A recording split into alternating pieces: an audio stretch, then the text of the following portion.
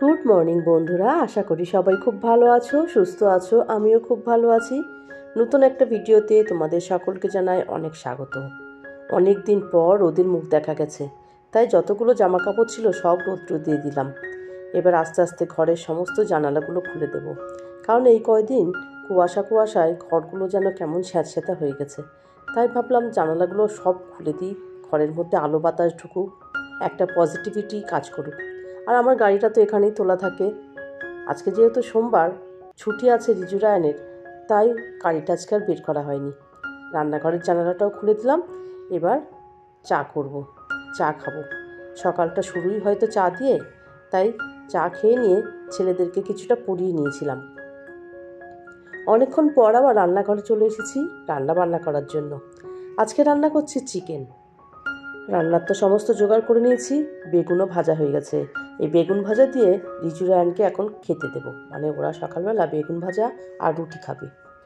আর এদিকে দেখো রান্না করতে করতে ফুলওয়ালা চলে এসেছিলো, তাই ভাবলাম কিছুটা ফুল নিই।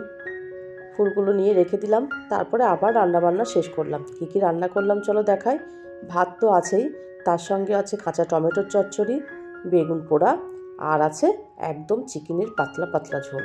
আজকে চিকেনটা না কাঁচা লঙ্কা দিয়ে করেছি, পুরো একদম চিকেনের পাতলা ঝোল করেছি। সকলের খাওয়া হয়ে গেছে, এবার আমরা দুজন খেতে বসেছি, আমি আর ওদের পাপা। খেতে খেতে কিছু কথাবার্তা বলতে বলতে খাওয়া দাওয়া হয়ে গেল। এখন বাজে ওই বিকাল 5টা মতো। ভাবলাম ফুলগুলো কিনেছি, তাই ঘরটাকে একটু সুন্দর করে সাজিয়ে গুছিয়ে নিই। আসলে কি বলতো, আমার ঘর গোছাতে ভীষণ ভালো লাগে। আর ফুলগুলো যেহেতু কেনা হয়েছে, ঘরগুলোকে তো সাজাতেই হবে। আর যেহেতু ফুলগুলো কিনেছি, তাই মনে হচ্ছিল কতক্ষণে ফুলগুলো একটু জায়গায় রাখে ঘরটাকে সুন্দর করে সাজাবো। একটা ঘর সাজাতে গেলে আমার মনে হয় একটা সুন্দর পর্দা, বিছানার চাদর আর কিছুটা ফুল দিয়ে ডেকোরেশন করলেই ঘরটা কিন্তু একদম অন্যরকম লাগে। ফার্নিচার যেরকমই হোক না কেন, একটু সুন্দর করে সাজিয়ে গুছিয়ে রাখলেই কিন্তু দেখতে ভালো লাগে। টেবিল, এই ড্রয়ার, এসবের উপরে যে কভারগুলো দেওয়া থাকে, আজকে সমস্ত কিছু তুলে দেবো। অনেক দিন ধরেই কাপড়গুলো চেঞ্জ করবো ভাবছিলাম, কিন্তু এমন ওয়েদার ইচ্ছা করছিল না, না কাজে মন বসছিল, না কিছু করতে ইচ্ছা করছিল। এই কাপড়টা চেঞ্জ করার জন্য আবার রিজুকে ডাকতে হলো। যেহেতু টিভিটা আছে, তাই ভাবলাম একটু ধর, আমি কাপড়টা চেঞ্জ করে নিই। সমস্ত কিছু মুছে গুছিয়ে রাখবো। আসলে কি বলতো, শরীরটাও কয়েকদিন ভালো যাচ্ছিল না, এখন আগের থেকে অনেকটা ভালো আছি, তাই কাজেও মন বসেছে। আর যেহেতু রোদ উঠেছে না, মনে হচ্ছে সমস্ত কাজ এবার গুছিয়ে করি। আর তাছাড়াও আমার থেকেও রায়ানের শরীরটা বেশি খারাপ ছিল, তাই সেইভাবে কাজগুলো গুছিয়ে করে উঠতে পারতাম না।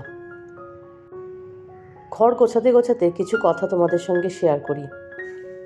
আগে রোজ ভিডিও দিতাম, মানে কন্টিনিউ ভিডিও দিতাম। এখন কিছু কিছু কারণবশত আমি হয়তো 2-1 দিন পর পর ভিডিও দিই, কিন্তু ভিডিও আমি দিই। যারা আমার পাশে আছো তারা তো আছোই, তাদেরকে জানাই অসংখ্য ধন্যবাদ ও ভালোবাসা। কিন্তু কিছু কিছু বন্ধু আছো যারা নিজের স্বার্থে বন্ধুত্ব করতে চাইছো। বন্ধু হলে ভালো, না হলে তো কোনো ব্যাপার না, বন্ধুত্ব কেটেই চলে যাচ্ছ। আসলে কি বলো তো, ইউটিউবটা এখন সকলের ঘরে ঘরে, তো তাই সকলেরটাই দেখা উচিত। টেন্ডেন্সিটাই এমন হয়ে গেছে, আমি তোমার ভিডিও দেখলে তুমি আমার ভিডিও একবারই দেখছো, দ্বিতীয়বার আর দেখার প্রয়োজন মনে হচ্ছে না। একবার কমেন্ট করলাম, একবার আমার বন্ধুত্বের হাত বাড়িয়ে দিলাম, আমি বন্ধুত্ব পেয়ে গেলাম, ব্যাস। এটা তো রিয়েলিটি নয়। আসলে ভালোবেসে ভিডিও দেখতে হবে, তবেই তো আমি জানতে পারবো যে তোমাদের প্রতি আমার ভালোবাসা কতটা, আর আমার প্রতি তোমাদের ভালোবাসা কতটা। কিন্তু না, এই ভালোবাসা আদান প্রদান কীভাবে হয়? কমেন্টের মাধ্যমে। তুমি যদি প্রত্যেক দিন আমার ভিডিও দেখো, কিছু কিছু মানুষ আছে যে ভিডিও আমার প্রত্যেক দিন দেখে, কিন্তু এমনও কিছু কিছু মানুষ আছে স্বার্থ ফুরিয়ে গেলে ভিডিও থেকে চলে যায়। কিন্তু এটা তো ঠিক নয়। প্রত্যেক দিন আমার ভিডিও দেখো, আমিও তোমাদের ভিডিও দেখি। আর ভিডিও দেখছো কি না সেটা জানার জন্য তো অবশ্যই কমেন্ট করতে হবে। ভালো ভালো কমেন্ট না করলে তো আমি জানতে পারবো না যে তোমরা আমার ভিডিওগুলো দেখছো। কিন্তু তার মানে এটা আমি বলতে চাইছি না যে আমার ভিডিওগুলো বাধ্যতামূলক তোমাদের দেখতে হবে, কখনোই নয়। আসলে কি বলো তো, ভালোবেসে যত্ন করে ভিডিওগুলো তৈরি করি। তোমরা যদি আমাকে ভালোবাসো, দ্বিতীয়বার আমার ভিডিও দেখতে তোমরা বাধ্য। আসলে কি বলো তো, জোর করে তো কোনো কিছু পাওয়া যায় না, এইভাবেই চলবো। কারোর ভালো লাগলে ভালোবাসবে, না ভালো লাগলে ভালোবাসবে না। যাই হোক, তোমাদের সঙ্গে কথা বলতে বলতে ঘরের অনেকটা কাজ গুছিয়ে ফেলেছি। এবার তো ঘরগুলোকে সুন্দরভাবে ঝাড় দিতে হবে। আর মাথার মধ্যে একটা কথাই ঘুরছে, সন্ধ্যা হয়ে গেছে, ছেলেদেরকে পড়াতে হবে। ওদের আবার ফাইনাল পরীক্ষা এসে গেছে, এই মাসের লাস্ট উইক থেকে হয়তো পরীক্ষা শুরু হয়ে যাবে। ওই জন্য একটু চাপের মধ্যেই থাকি। বুঝতেই পারছো, ফাইনাল পরীক্ষা, আর ছেলেদের পরীক্ষা মানে তো মায়েদেরও পরীক্ষা শুরু হয়ে যায়, একটু টেনশনের মধ্যে থাকি। তাই ভিডিও দিতেও না দেরি হয়ে যায়, বা এক একদিন মিসও হয়ে যায়। আসলে একটা ভিডিও করা, তারপর ভিডিওটাকে রেডি করে তোমাদের সামনে তুলে ধরতে গেলে অনেকটা সময় সাপেক্ষ ব্যাপার।